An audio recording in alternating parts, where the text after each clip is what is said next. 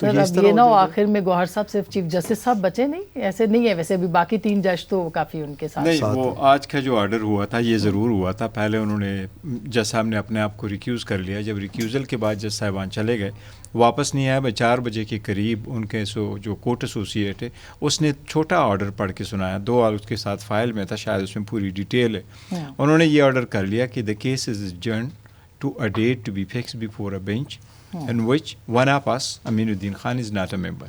تو which means کہ ایڈجن اگر ہو جائے تو یہ سیم بینچ چلے گا, لیکن یعنی کل پتہ چلے گا, ضروری نہیں ہے وہی بینچ ہو, لیکن جب کیس ایڈجرن ہو جاتا ہے تو وہی بینچ ہے. ادروائز اگر آپ نیو بینچ کنسٹیٹیوٹ کریں اور اس میں نئے کسی جج کو آپ لے آئیں تو پھر ری ہیئرنگ ہوتی ہے. لیکن بڑی ڈیوائڈ ہے. دیکھیں یہ تو بڑا انفارچونیٹ ہے, ڈیوائڈ نہیں ہونا چاہیے. لوگ اپنی کنٹروورسیز اور کیسز اور ڈسپیوٹس سپریم کورٹ کے پاس لے کے جاتے ہیں اور ان سے توقع رکھتے ہیں کہ وہ یونائٹڈ ہوں گے, آلدو ان میں کبھی ایسا یونائٹڈ نہیں ہوتا. سپریم کورٹ کوئی ایسوسیشن نہیں ہے کہ وہ ہمیشہ سے ایک وائس سے بولے, ریجمنٹ تو نہیں ہے. ان کو یہ ضرور ہے کہ جب آپ اختلاف کریں تو لیگل ایشوز پہ کریں, لیکن آپس کی اختلافات ایسے نہ لے کے جائیں. جس طرح شاہد وحید صاحب نے صحیح فرمایا, اس میں یہ لکھا ہے کہ اگر بینچ ریلیٹڈ کوئی بات ہے تو آپ چیف جسٹس کو نوٹس میں لیں.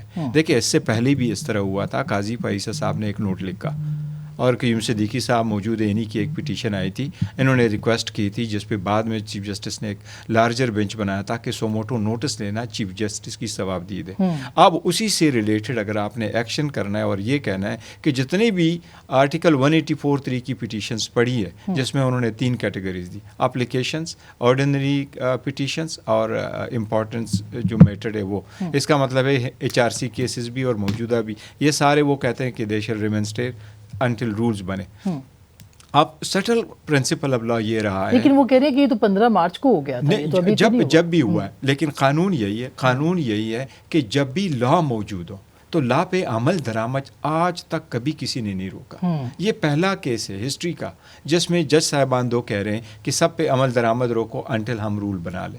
یہ کبھی پہلے نہیں ہوا. جو آرٹیکل کے موجود ہیں اور اس کے مطابق ہے, اس کا مطلب ہے کہ اگر رول اتنا نہیں ہے کہ بینچ کیسے بنایا جائے گا تو جو آلریڈی ڈسپیوٹڈ کیسز ہیں اور چل رہے ہیں پٹیشن ہے وہ نہ چلیں, تو عمل درآمد تو ہونا چاہیے. یعنی جو پہلے سے رول موجود ہے اس کے اوپر جب تک وہ تبدیل نہیں ہوتا اس پہ عمل درآمد. دوسری بات ہے آئین بڑا کلیئر کرتا ہے کہ subject to law and constitution supreme court اپنے رولز آپ وضع کرے.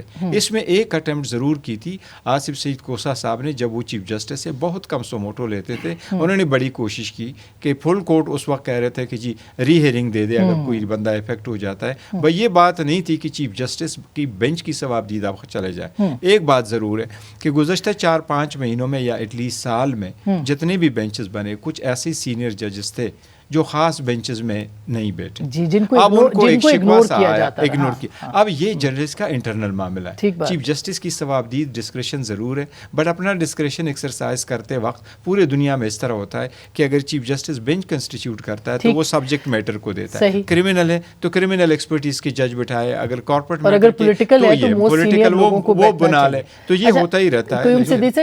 پولیٹیکل ایکسپرٹ ہیں ان کو بٹھایا جائے.